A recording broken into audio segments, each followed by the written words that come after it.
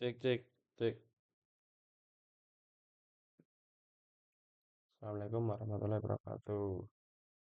Perkenalkan nama saya Arya Hidayat Utama dengan NIM 2312 2909. Sini saya akan menjelaskan tentang penjelasan dari bedah jurnal, sistem rekomendasi, ujian tengah semester saya, penelusuran buku berbasis content based filtering dengan pembobotan TF-RF. Dosen pengampu saya Ibu Erni Seniawati.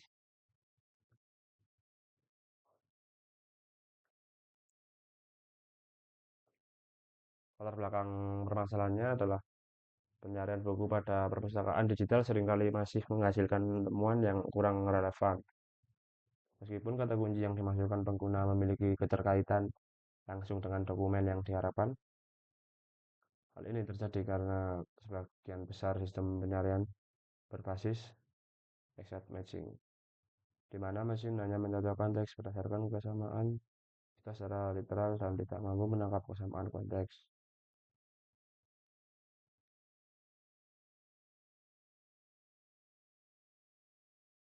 Lalu jelaskan cara kerja model dan algoritma yang dipilih. Algoritma yang dipilih menerapkan metode context based filtering atau CBF dengan pembobotan TF-RF untuk meningkatkan kualitas rekomendasi buku pada perpustakaan digital.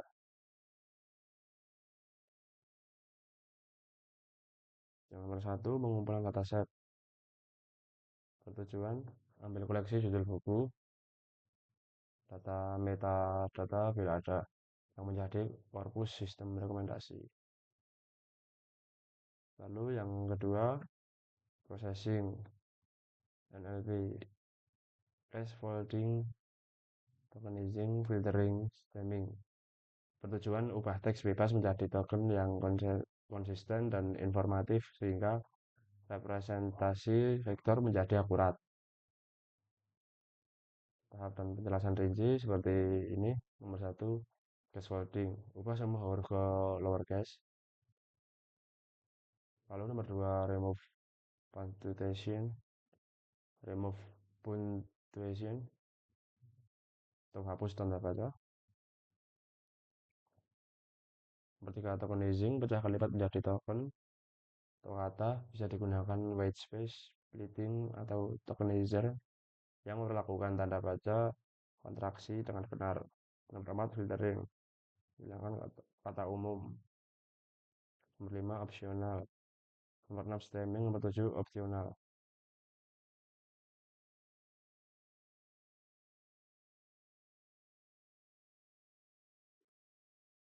Lalu nomor 3, pembobotan turn TF RF dengan rumus RF sama dengan log dalam kurung 2 tambah B dibagi max dalam kurung 1 C, di mana B jumlah dokumen yang mengandung term, C jumlah dokumen yang tidak mengandung term. Lalu nomor 4, pembentukan vektor dokumen. Lalu nomor 5, perhitungan quotient similarity. Tujuan ukur kemiripan antara query view dan tiap dokumen D. Rumus seperti ini. Nah, nomor 6, pengambilan nilai tertinggi atau ranking quicksort dengan kode seperti ini.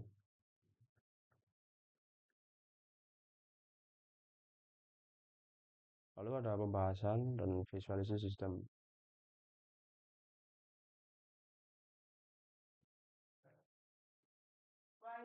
Dan ada 6 tahap utama.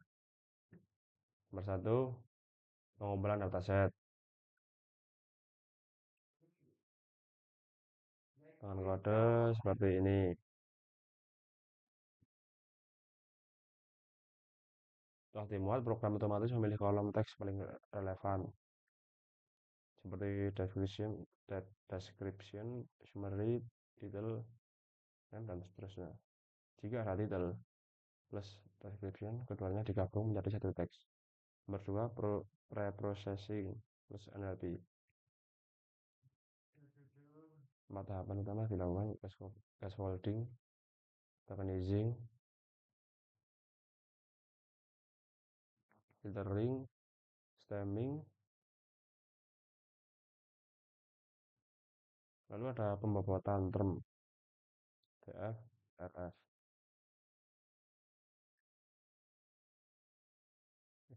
Begitu. Untuk setiap term dihitung df, term, frekuensi, jumlah kemunculan kata dalam dokumen, di mana n jumlah dokumen, df jumlah dokumen yang mengandung term t, plus 0,5 smoothing agar tidak terjadi pembagian nol. Lalu ada pembentukan vektor dokumen, vektor space model. Setiap dokumen direpresentasikan sebagai vektor panjang.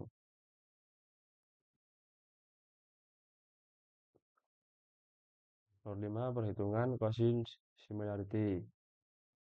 Terdapat dua mode, dense similarity seperti ini. Jika dataset kecil, maka akan memakai yang ini. Jika datasetnya besar, maka yang bagian bawah. Dan nomor 6, pengambilan nilai tertinggi atau ranking dapat diimplementasikan menggunakan ini. Kemudian diambil tab ketiga, dokumen paling mirip untuk setiap dokumen, dan hasilnya disimpan ke siswi. Lalu ada visualisasi, ada 3. Yang pertama, histogram panjang, menunjukkan distribusi jumlah token di setiap dokumen berguna untuk melihat apakah dataset seimbang atau tidak. Contohnya seperti ini. Cara membagi grafik adalah sumbu X dengan jumlah token per dokumen, sumbu Y adalah jumlah dokumen yang memiliki panjang token tersebut. Lalu ada tab 20 term berdasarkan bobot TF RF. Grafik per menunjukkan kata paling penting berdasarkan rata-rata per dokumen. Term dengan bobot besar adalah term yang distribusinya paling informatif. Grafik dari top 20 firm seperti ini, yang menunjukkan 20 kata term dengan bobot rata-rata TF-RF tertinggi dalam seluruh dataset.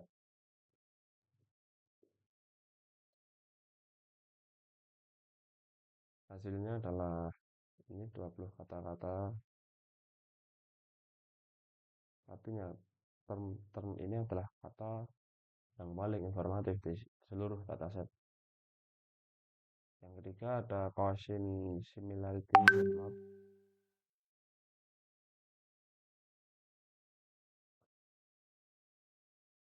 Yaitu warna terang adalah dokumen mirip dan warna gelap adalah dokumen berbeda.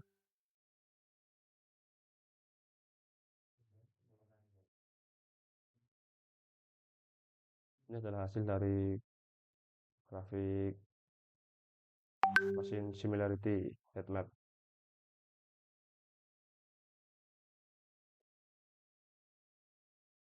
Oke.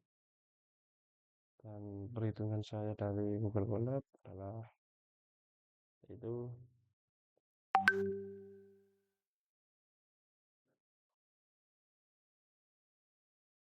Nah, ini. Sekian penjelasan dari saya. Kurang lebihnya mohon maaf. Terima kasih.